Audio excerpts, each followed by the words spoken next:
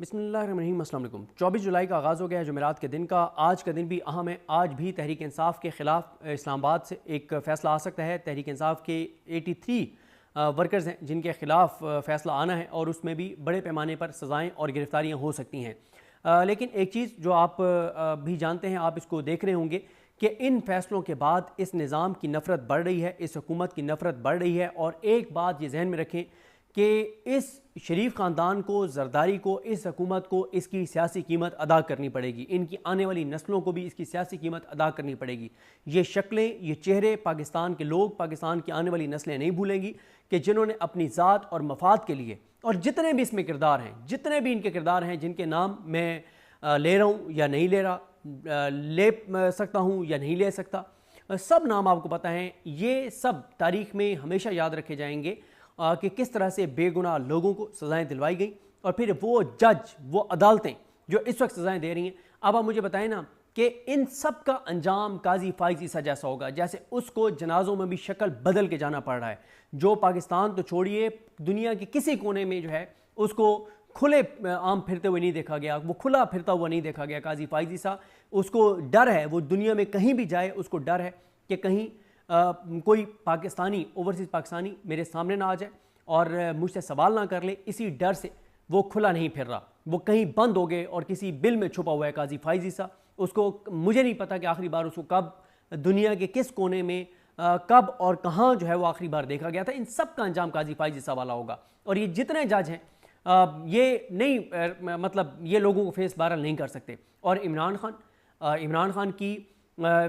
खान की इससे बड़ी फतह क्या हो सकती है कि जो दो फैसले आए हैं, सरगोदा के जज मोहम्मद नईम शेख वाला या कोटलखपत जेल में जज अरशद जावेद वाला, इन दोनों फैसलों पे किसी एक भी कोर्ट रिपोर्टर, किसी एक भी वकील ने यह नहीं कहा कि कानून के मुताबिक दुरुस्त फैसले हैं, बल्कि एक टाउट ने यहाँ तक सिर्फ ये कहा है कि जब ज़िद, अना और ज़ात और मफाद की बात आ जाती है तो फिर, और गुस्से की बात आ जाती है तो फिर उस गैज़ व गज़ब के सामने फिर कोई आइन, कोई कानून जो है वो माने नहीं रखता। ना ही आइन उस गम गुस्सा नहीं, उस गैज़ व गज़ब के सामने आइन खड़ा हो सकता है। ये बात तो हम भी कह रहे हैं कि इस वक्त गैज़ व गज़ब है, गुस्सा है, ज़ाती अना है, ज़ाती एक मफाद है, और उसके सामने पाकिस्तान का आइन नहीं खड़ा हुआ, पाकिस्तान का आइन गिर चुका है। ये बात तो हम भी कह रहे हैं।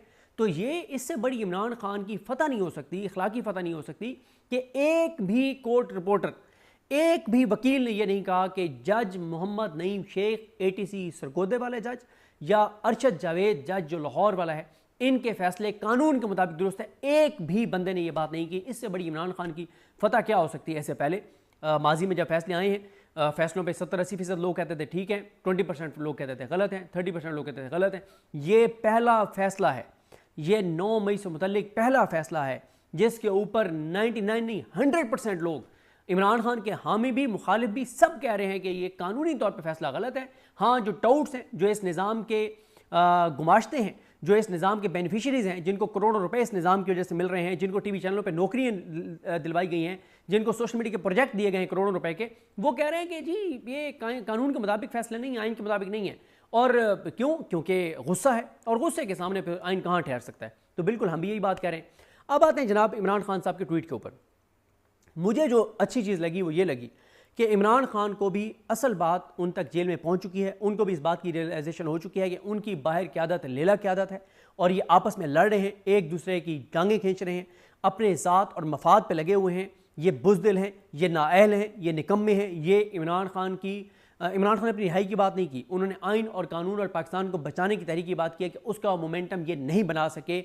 इससे बड़ी इनके मुंह के ऊपर तमाशा नहीं हो सकता, इनके ऊपर इससे बड़ी चार्जशीट नहीं हो सकती कि जेल बैठे इमरान खान ने इनके ऊपर अदम एतमाद कर दिया है।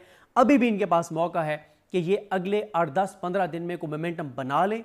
ना बना सके तो फिर ज़ाहिर है इमरान खान को अब जब ये रियलाइजेशन हो गई है और सच उन तक पहुंच गया है कि ये रेलू कट्टे हैं, ये लेले हैं, ये बुज़दिल हैं, ये नाअहल हैं, ये मोमेंटम नहीं बना पा रहे, ये आपस में लड़ाइयों में लगे हुए हैं, तो फिर उसके बाद इमरान खान को हटाएगा। ज़ाहिर है इमरान खान के पास इसके अलावा नहीं है। लेकिन मसला फिर वो आ जाता है कि इमरान खान जाए तो जाए कहाँ। इमरान खान ने KPK की सदारत अली अमीन गंडापुर से लेके जुनैद अकबर साहब को दी। जुनैद अकबर साहब ने जो तीर मारा है वो मुझे आप बता दें कि बड़ा उन्होंने तीर मार लिया। इमरान खान ने उनको पैगाम भेजा कि या आप KPK की सदारत रख लें या पब्लिक अकाउंट्स कमेटी के चेयरमैन रह जाएं। और अगर आप दोनों मैनेज कर सकते हैं तो दोनों मैनेज कर लें, अगर मैनेज कर सकते हैं। उन्होंने कहा मैं दोनों रखूंगा, मैं पब्लिक अकाउंट्स कमेटी नहीं छोड़ूंगा। क्यों? बत्ती वाली गाड़ी है, प्रोटोकॉल है, यहाँ वजीर की तरह के घर मिला हुआ है, बड़ा शशके हैं, बड़ी अयाशी है, तो इसलिए पब्लिक अकाउंट्स कमेटी भी रखूंगा। अब तक किसी बड़े इदारे का कोई बड़ा स्कैंडल बता दे जिसके ऊपर जुनैद अकबर ने कोई बड़ी चीज़ की हो, कोई एक चीज़ मुझे बता दे जिस पे आप कहें कि जुनैद अकबर ने इस मामले को टेकअप किया है, कुछ बंदों को उसने इस तरह से नंगा कर दिया है कि वो बंदे फारिग हो गए हैं और पूरा एक नैरेटिव बना दिया है, वो तो नहीं हुआ। मतलब जुनैद अकबर ने अपनी ज़ात के लिए वो रोक रखा ना चेयरमैन पब्लिक अकाउंट्स कमेटी का ओहदा, कोई इमरान खान की ज़ात के लिए तो नहीं रखा, या इमरान खान की पार्टी को फ़ायदा पहुंचाने के लिए तो नहीं रखा।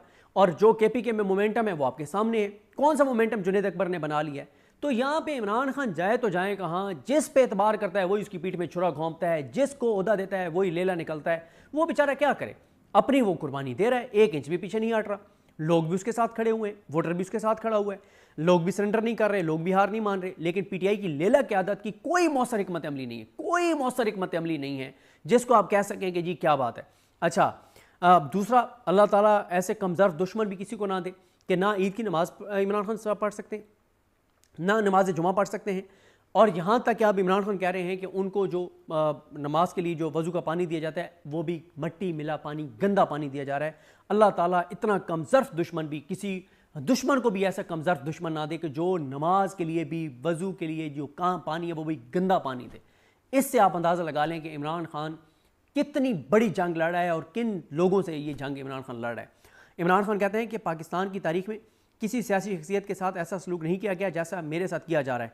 मैं अक्सर ये कहता हूँ कि पाकिस्तान बनने से लेके आज तक पाकिस्तान के तमाम पॉलिटिकल लीडर्स के नाम लिखें, उसके आगे लिखें कि किस पे कौन कौन से केसेस बने, फिर बाकी सब के नाम हटा दें, अकेले इमरान खान का नाम लिख के जितने केसेस पाकिस्तान के 75, 76, 70 सालों में पाकिस्तान के तमाम पॉलिटिकल लीडर्स पे बने हैं, वो किसी एक शख्स के ऊपर बने हैं तो उसका नाम इमरान खान है।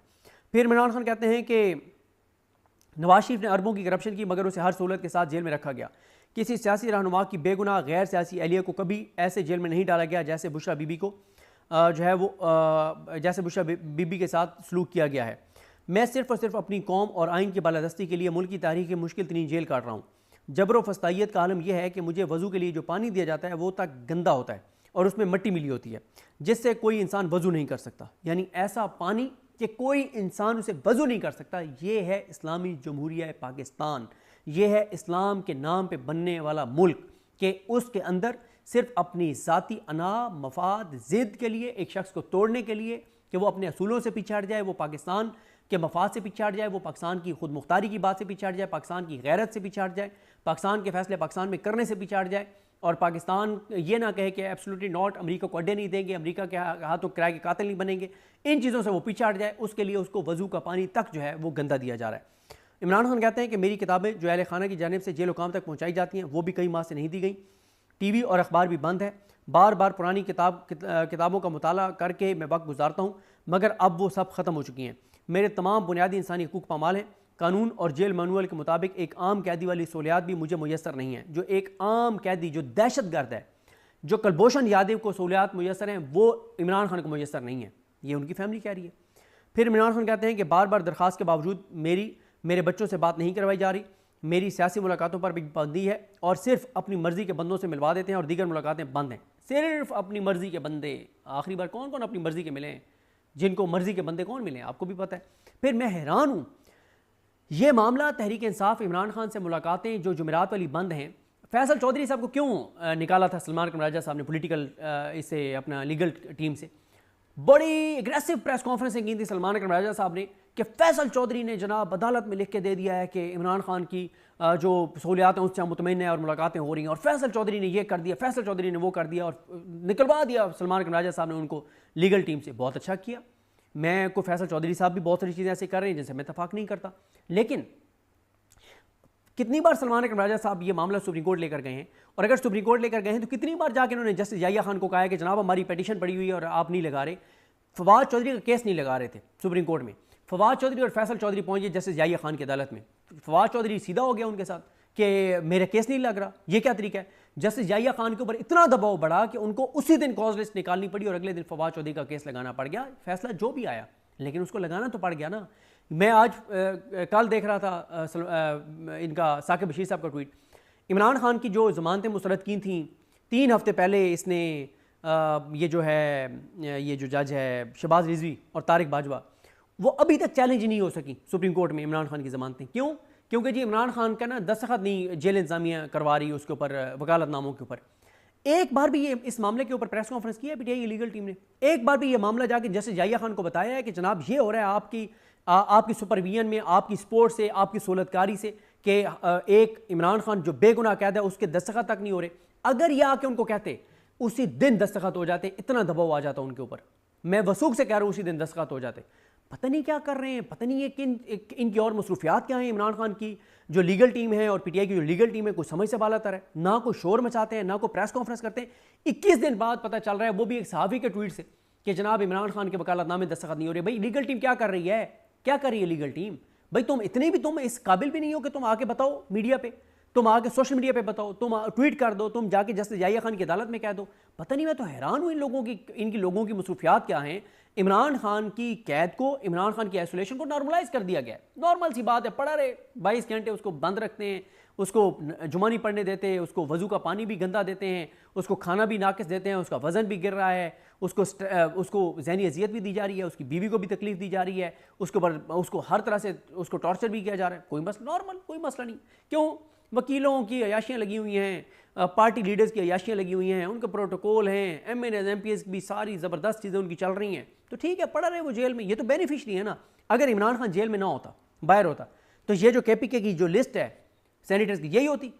तो मुझे बताया ना, इमरान खान की कैद का बेनिफिशरी कौन है? सबसे बड़े बेनिफिशरी कौन है? हुकूमत तो है ही सही, ये निज़ाम तो है ही सही, PTI के अंदर कौन कौन इसका बेनिफिशरी है?